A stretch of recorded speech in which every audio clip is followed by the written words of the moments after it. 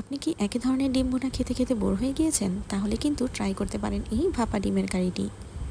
আসসালামু আলাইকুম, কেমন আছেন সবাই? আজ আমি আপনাদের তৈরি করে দেখাবো এই ভাপা ডিমের কারিটি। এই জন্য এখানে আমি মুরগির 4টি ডিম নিয়েছি, পেঁয়াজ কুচি, মরিচ গুঁড়ো, হলুদ গুঁড়ো, জিরে গুঁড়ো আর এখানে স্বাদ মতো লবণ নিয়েছি, আদা রসুন এবং একটু টমেটো সস।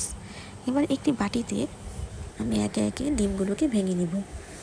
ডিমগুলো ভাঙা হয়ে গেলে এর মধ্যে আমি সামান্য একটু লবণ এবং মরিচের গুঁড়ো দিয়ে নিব। তারপর পেঁয়াজ কুচি দিয়ে ডিমের সাথে ভালো মতো মিশিয়ে নিব।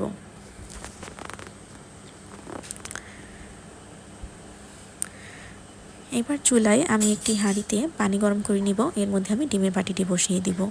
তারপর একটি ঢাকনা দিয়ে ঢেকে নিব। এর উপর আমি একটি ভারী ঢাকনা দিয়ে নিব যেন এটা নড়াচড়া বেশিক্ষণ না করে। এবার প্রায় 20 থেকে 25 মিনিট অপেক্ষা করার পর আমি চেক করে নিব। এখানে একটি চাকু দিয়ে আমি চেক করে নিব। চাকুটা যদি পরিষ্কার হয় তাহলে আমার ডিমটি হয়ে গিয়েছে। এবার এখানে চাকু দিয়ে আমি সাইডগুলোকে ছড়িয়ে নিব যেন আমার বের করতে সুবিধা হয়। এবার একটি প্লেটের মধ্যে এখানে আমি ডিমোল্ড করে নিয়েছি। এবার আমি টুকরো টুকরো করে নিব যেন আমার রান্না করতে সুবিধা হয়। এখন একটি প্যানে আমি তেল গরম করে এর মধ্যে আমি এলাচ এবং দারচিনি দিয়ে দিয়েছি।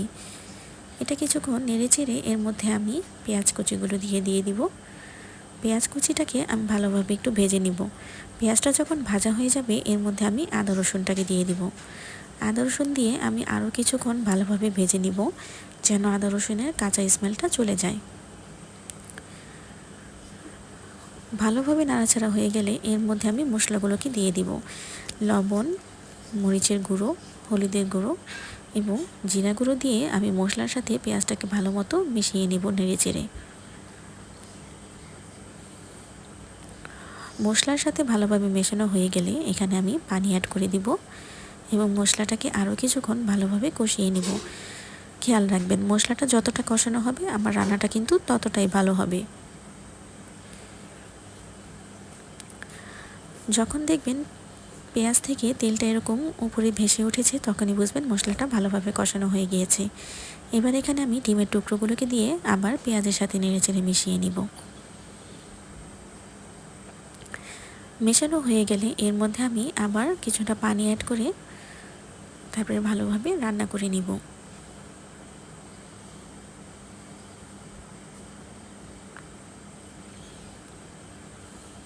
এই পর্যায়ে আমি এখানে একটু টমেটো সস ব্যবহার করে নিব। তারপর আবার ঢেকে কিছুক্ষণ রান্না করব।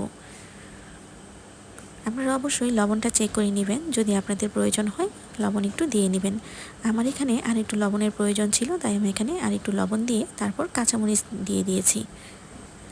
কাঁচামরিচটা দিয়ে আমরা আরও কিছুক্ষণ ঢেকে রান্না করে নিব। আপনারা অবশ্যই বাসায় ট্রাই করে দেখবেন। যদি ভালো লাগে ভিডিওটি তাহলে অবশ্যই একটি লাইক, কমেন্ট এবং সাবস্ক্রাইব করতে ভুলবেন না।